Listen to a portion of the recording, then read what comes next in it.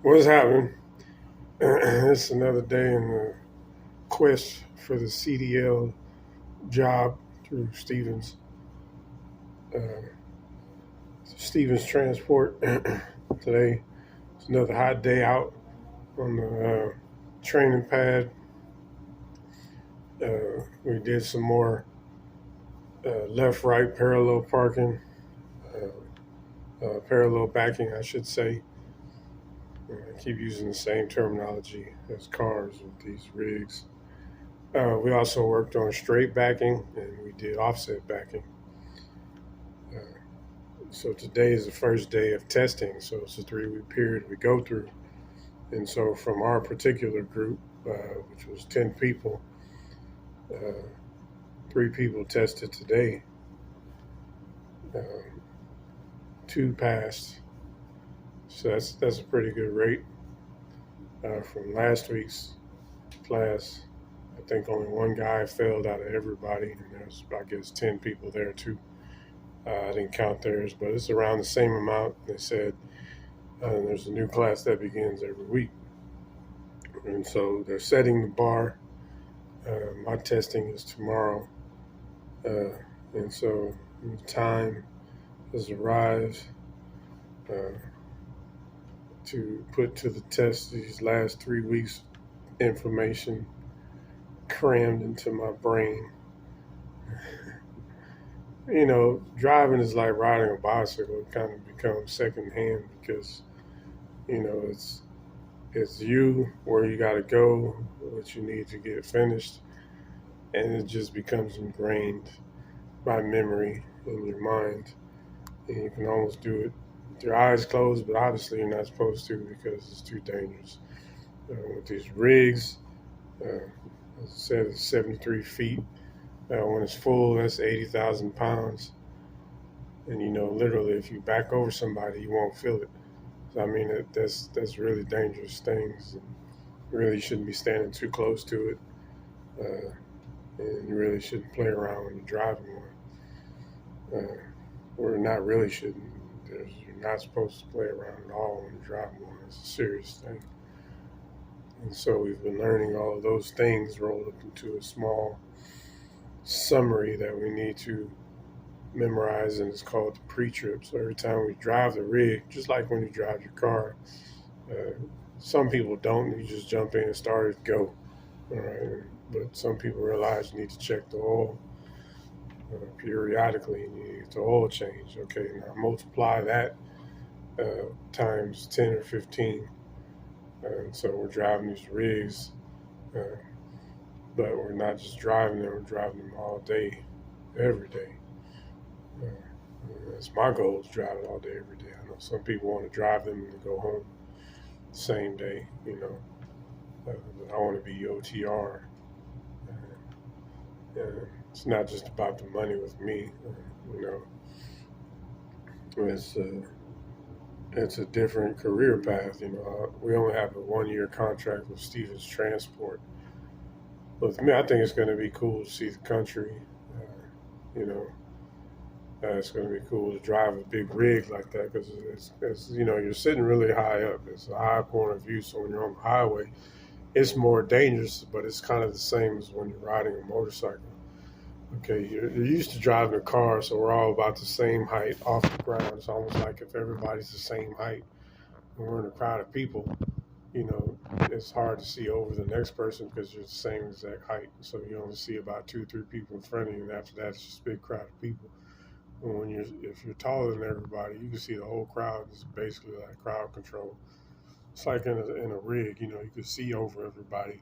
So even though you're going slower, you can see way ahead of everybody, and you can see the mistakes that go on. Not just that, you can defensive drive. You can see everything before it occurs because we're carrying an expensive load. We're driving in an expensive manner. We're taking utmost precautions, et cetera, et cetera. And so on our pre-trip, rather than just checking the oil and the fluids, we got to look at everything because those rigs are really going through a lot. Carrying all this weight. At the same time, uh, you know, it's basically a car times. I said 15. It would actually be probably times 30 because if you drive a car all day like that, it's going to stress it out really quickly. But a rig is made for that long trek. So I think it's going to be interesting, regardless of what's going on inside. It's one of those jobs where even though it could be stressing, but basically where you are kind of takes away from it. It's almost like when we worked at the airport. It was cool because we get there every day and you get to watch these big ass jets flying in and out and people coming from everywhere. So it's an interesting thing, regardless of how stressful the job is. Uh, Even when we used to cater, it's like catering was cool because every day you were catering it was a party. So, even though we weren't supposed to be there in the party, we're watching the party, watching everybody dance and drink, and it's just one of those things. It's cool to be there. So I guess that's one of the first benefits. And so now it's test time. We need to know things like the alternator. We need to know where the water pump is and how to identify any potential hazards. You have a water pump. Is it mounted securely? Is it holding down all the nuts and bolts that it has? Is it leaking? Is the wiring okay? Are the hoses uh, not suffering from abrasions, bumps, or cuts? Uh, all of that stuff, and it's not just those parts. It's like 96 points on the truck that we need to know before we start our driving test. All right, so like your driver's test in the car, you just hop in the car and drive. And it's all about you and your skills. But this time, we need to know how to identify potential hazards before they start.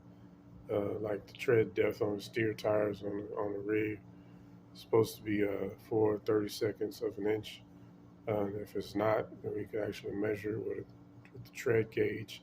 And we need to have each tire at 100 psi. If it's not at 100 psi, then we air it up to specs, making sure the valve stem is not suffering from any abrasions, bumps, or cuts simultaneously, and make sure it has valve cap. There's no distortions in the rims that you're riding on. There's no illegal welds. There's no well repairs showing. There's no cracks, dents, breaks in the rim in order to make sure that the rim is properly functioning, is properly mounted, and there's no damage. And that's just some of what we're supposed to know automatically, and we got to go through before we actually start the driving test. So even the test itself is interesting. We're getting to the end now. Uh, it makes you sympathize for the instructors because they're out there in the heat every day, all day, teaching students a new class every week. So when I was a tutor, we had new students coming in all the time. Learning new faces and new names and new attitudes. It's kind of keeps the job interesting, but it's wear and tear on you. Plus, you're standing out in the heat every day. That's a job right there. So, they taught us very well. I learned a lot. I've never driven a rig before I got to Stevens Transport, and basically I can parallel whip it into a corner in about 5 minutes, or off track back. I mean, offset back. Parallel back, straight back, 90 back, 45 back. Basically without even really thinking about it. It's like a car, when you learn to parallel park, it's like, yeah, I got it now. But in the city of Houston, you don't use it that much. I probably parallel parked 3 times in the last 10 years. But I'll talk to y'all later. And I will take all the luck that you're wishing me. Thank you.